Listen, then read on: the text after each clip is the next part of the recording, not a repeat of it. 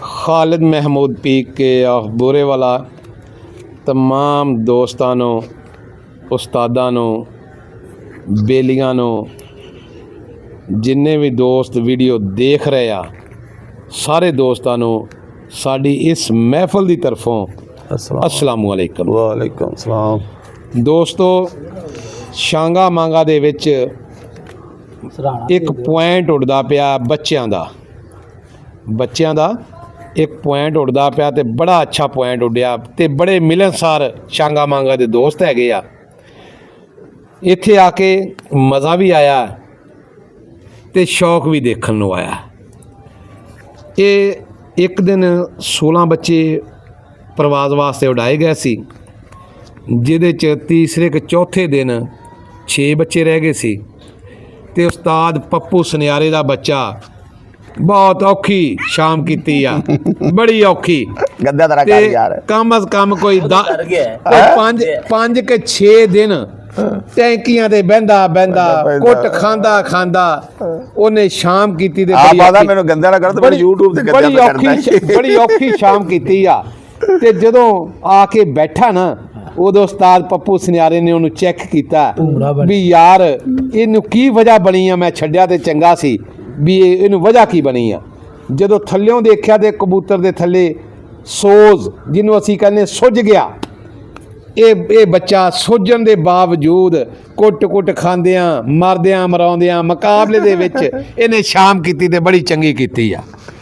उस तो बाद उस्ताद नूं कोई गोली लिया के दित्ती बच्चे नूं ते बच्चा उस दिन तो बाद अच्छा उड़ना शुरू हो गया। वो जिहड़ी जगह ते 2-4 दिन फौल कीता सी ना, वो फौल वालियां जगह छड्ड गया।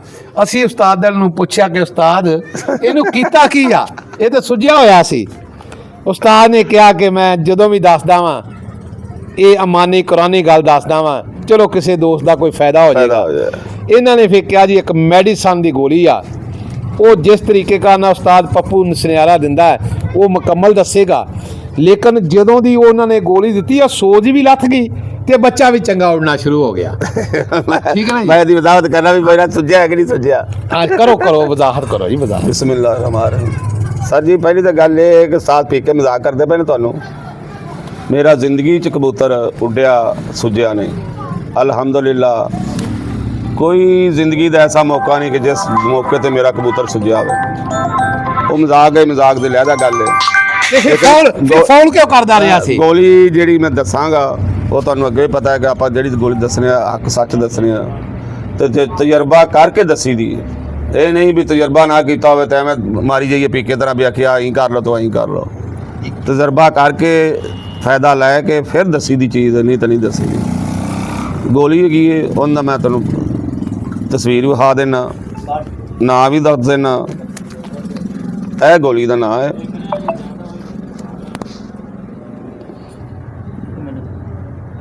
मॉडल टेक, मेरे साहब ने ना इंदा।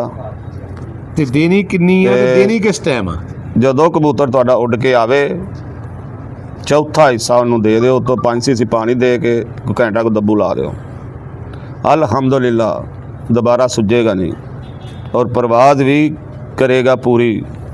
लोगों के कबूतर सुझ जाते हैं तो ठीक हो गए तो परवाज कटा जाते हैं, लेकिन इस गोली नाल परवाज नहीं कटाएगा। ये मेरा दावा है अल्लाह के हुक्म नाल।